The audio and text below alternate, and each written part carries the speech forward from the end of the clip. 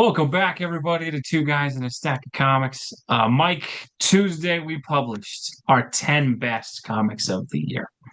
We do not do a 10 worst list, but there is one thing that is at the end of the year that we got to talk, and that's the worst or most disappointing comic book of the year. And it's not just one comic, it's an entire line of comics. And it's at Marvel and it's with the X-Men. And we both went into this year with a lot of hope that with Krakoa being over, they could get on the right path. Did not go well, and I would say this last 3 months with Age of Revelation, a rehash of an X-Men event from 30 years ago with a weaker main villain and heroes who are less heroic than before. I don't know that X-Men has ever been in as bad a place as a comic book line as it is now. They are going to relaunch next year. Hopefully, some improvement. But this is the low point, in my opinion, of X-Men, in that I don't even have Krakoa anymore to go, well, it's just this crap storyline. They truly seem to be aimless and directionless on this, despite the fact there's talented artists working on these books. Mike, it's crazy that this is where it is, especially because this is a book you and I both love. This is a book we both want to be on our pull list, and I don't think it's ever been worse. Why did it stand out to you this year as just being probably the worst comic book period, or the worst comic book line across the board? You, I think you said it right when you said, you know, it's a comic that we're rooting for. And I just, it hasn't been on my pull list for a long, long time. And I keep waiting when they do the relaunches. But for one thing, as an older X-Men fan, when they announce, 12, 16 books, I automatically know I'm out. I'm waiting for, a launch of maybe like 3 or 4 books Hmm. where we have, so I'm just sitting on the sidelines and then I get the play-by-play from you on X-Men. Just like, what's going on? What's No, going and on? even the few issues you've dropped in on, they just haven't kept you. I know you picked up a couple number ones, and none of them have grabbed you. The Ultimate X-Men #1. Yep. Yeah, I picked that one up. Um, I got when they did the TV show and they did X-Men 97. Hmm. I got that one. It's just it's so sad because this should be, the flagship line, and as it once was, and it could be again.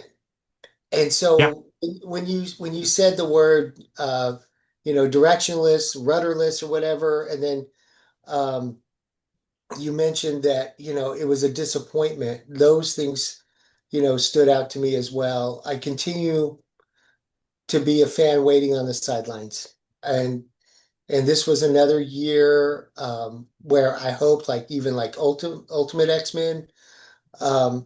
maybe I might get something there where I could pick up and I could start and I could enjoy X-Men stories again, but it didn't happen.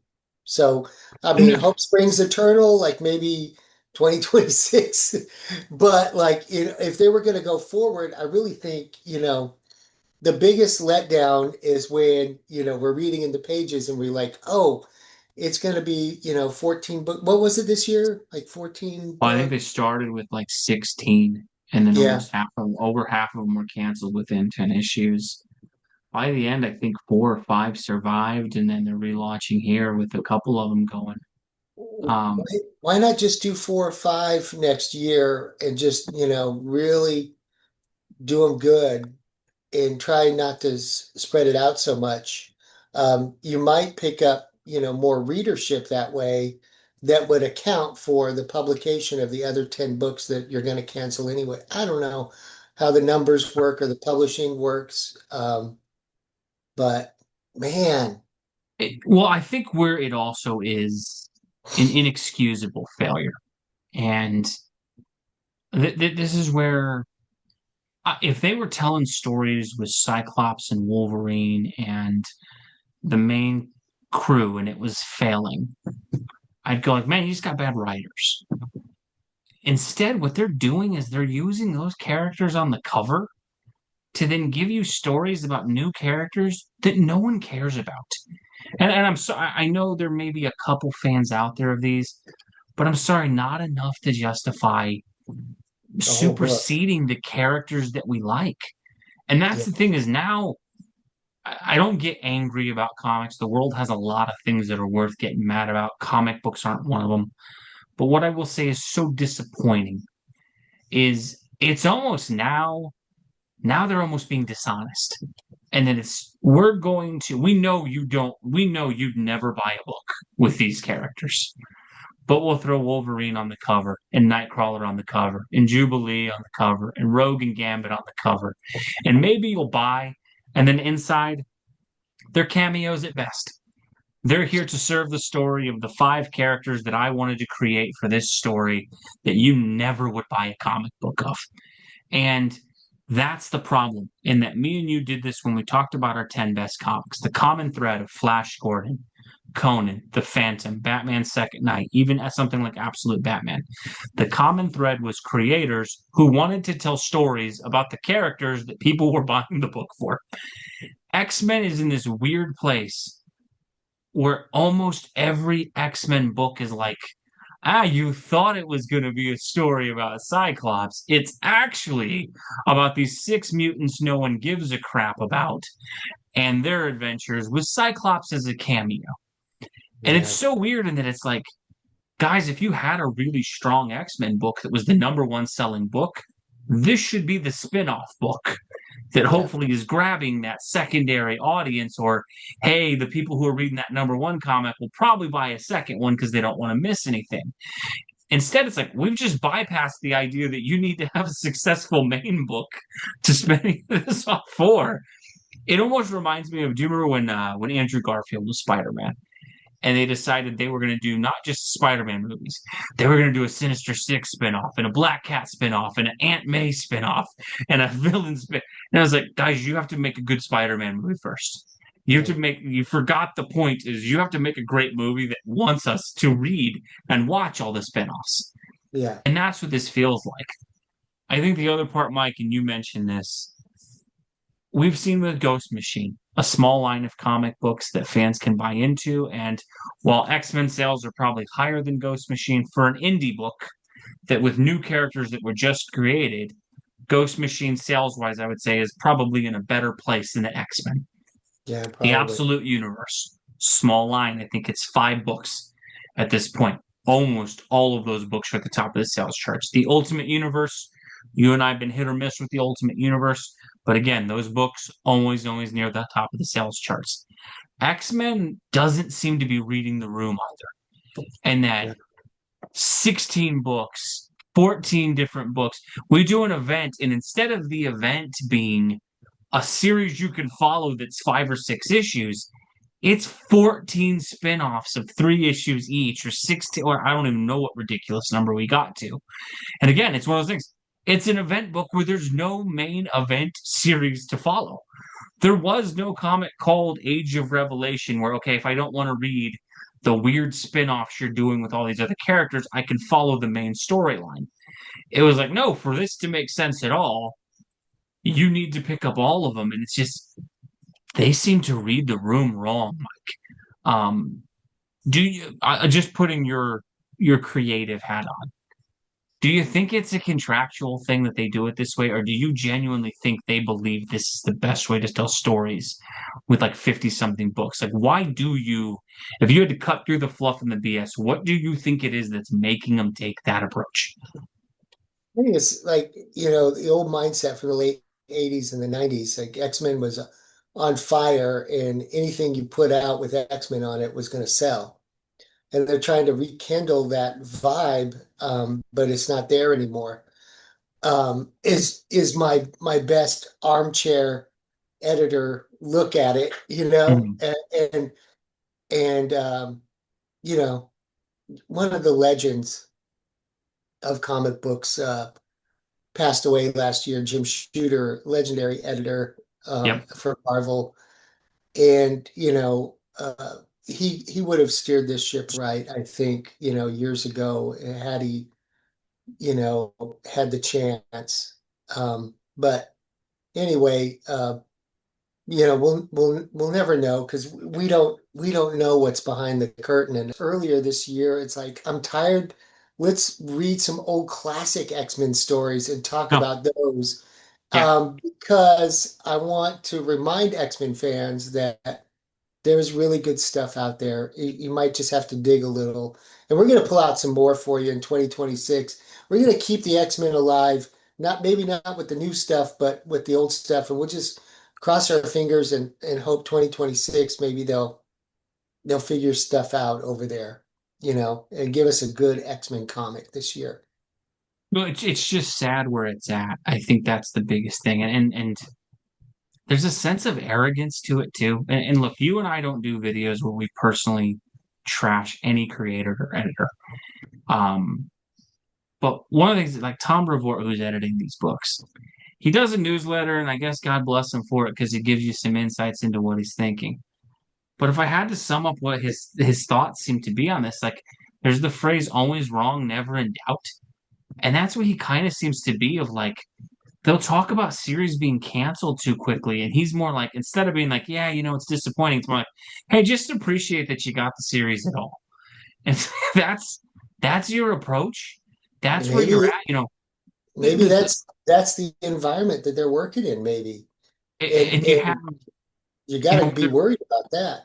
one you have where like well, we don't want to give you the classic stories. You have those.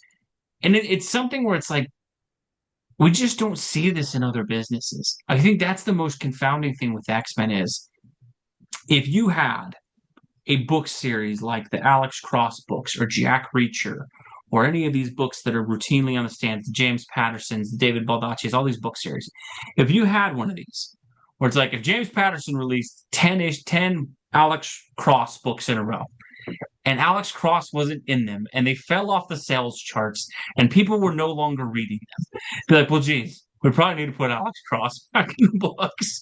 The X-Men are seeing this, and they're like, no, you're wrong for wanting Alex Cross. Screw you. You don't get Alex Cross. Now, we're going to still call the book Alex Cross because we want you to buy it because you like that character, but we're not Right. giving you that. You have dozens of those to read in the past. And it's just Thank the goodness we got those old ones to read because that's going to keep the fire alive one the and keep the crazy thing torch with this is, aflame. what I would say with some lines of comic books, they make dumb decisions from time to time. And so, like, look, my interest in the Gotham corner of DC is all related to Bruce Wayne. I like Dick Grayson, I like some of the characters. But in all honesty, if they kill Bruce Wayne, kills all of the Gotham line of comics for me. Now that's really hard because if DC ever decides to do that, that's a tough thing to overcome. X-Men, look, Wolverine's my favorite character. But you have Cyclops, Storm, Rogue, Colossus, Gambit, Nightcrawler. You have a dozen characters who could carry a book. You could put an X-Men comic book out that passes Wolverine altogether over, and I'd still love it. And somehow it's like you've selected all the ingredients nobody wants and said, this is what you're getting. It's almost impossible for them to have this many good characters and make this bad of a comic book, and that it just doesn't make any sense. And look, we don't like reveling in people's missteps. I hope they get it right. Nothing against the writers. Maybe they're being told you have to write this way. Maybe they're being given bad advice or bad direction. I don't know what it is, but as you pointed out, we need a Jim Shooter. We need someone to come in and go like, "Hey guys, no, not working. This is a page one rewrite." And hopefully X-Men will get there at some point, but it's in a rough place right now. I think the key word you said right off the bat was disappointing. And I'm sure, like, when they went to the drawing board in 2024 and said, hey, we've got this great idea and I'm excited about these new characters. Um, I'm sure it sounded good on paper or looked good on paper Hmm. uh, for whoever was looking at that plan. But then you got to kind of, do, and I'm sure they already have, some point probably back in August, they said, hey, we got to start thinking about 2026.